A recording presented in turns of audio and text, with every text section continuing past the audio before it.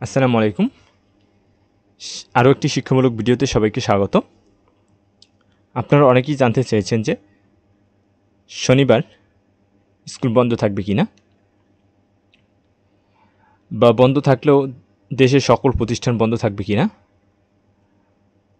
কোন কোন জেলা শিক্ষা প্রতিষ্ঠান বন্ধ থাকবে, এ বিষয়ে অনেকেই এখনও জানেন না। শনিবার বন্ধ থাকতে পারে কয়েক জেলার স্কুল। তাহলে আমরা জেনে নিই কোন কোন জেলায় বা কীরকম পরিবেশে স্কুল অর্থাৎ শিক্ষা প্রতিষ্ঠান বন্ধ থাকতে পারে।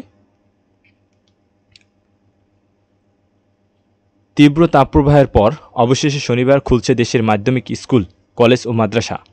আর রোববার থেকে খুলছে প্রাথমিক স্কুল।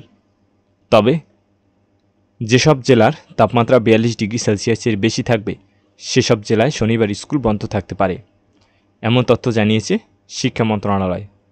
অর্থাৎ যেসব এলাকায় বা অর্থাৎ যেসব জেলায় 42 ডিগ্রি সেলসিয়াস এবং 42 ডিগ্রি সেলসিয়াসের উপরে থাকবে সে সকল জেলায় শনিবার স্কুল বন্ধ থাকতে পারে।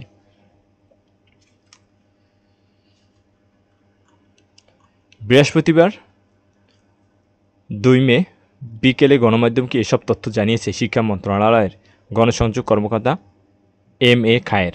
তিনি জানান, ঢাকাসহ দেশের বিভিন্ন অঞ্চলের তাপপ্রবাহ কিছুটা কমেছে। সিলেট সহ বেশ কিছু জায়গায় বৃষ্টি হয়েছে। আবহাওয়া অধিদপ্তরের বুলেটিনের তথ্য অনুযায়ী সামনে আরও কমতে পারে তাপমাত্রা। সে হিসেবে শনিবার থেকে মাধ্যমিক স্কুল খুলছে। তবে যেসব জেলার তাপমাত্রা 41 থেকে 42 ডিগ্রি সেলসিয়াসের বেশি থাকবে সেসব জেলায় শনিবার স্কুল নাও খুলতে পারে। অর্থাৎ এ থেকে আমরা বুঝতে পারছি যে দেশের সকল প্রতিষ্ঠান বা সকল জেলার স্কুল বন্ধ থাকবে অথবা খুলবে কিনা সে সকল নির্ভর করে যেসব এলাকায় তাপমাত্রা 41 থেকে 42 ডিগ্রি এর বেশি থাকবে সে সকল জেলায় শনিবার স্কুল বন্ধ থাকতে পারে। আর যে সকল এলাকায় এর থেকে নিচে থাকবে সে সকল এলাকায় অবশ্যই শিক্ষা প্রতিষ্ঠান খোলা থাকবে। প্রাথমিক ও গণশিক্ষা সচিব ফরিদ আহমেদ জানান, তীব্র তাপপ্রবাহের কারণে বৃহস্পতিবার পর্যন্ত স্কুল বন্ধ রয়েছে। শুক্র ও শনিবার সাপ্তাহিক ছুটি শেষে রোববার থেকে যথারীতি ক্লাস শুরু হচ্ছে। অর্থাৎ মূল কথা হচ্ছে যে সকল জেলায় তাপমাত্রা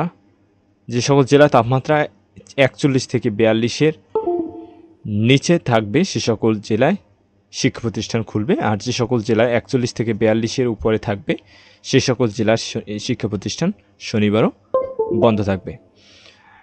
ভিডিওটি দেখার জন্য সবাইকে ধন্যবাদ। সবাই ভালো থাকবেন, সুস্থ থাকবেন। আল্লাহ হাফেজ।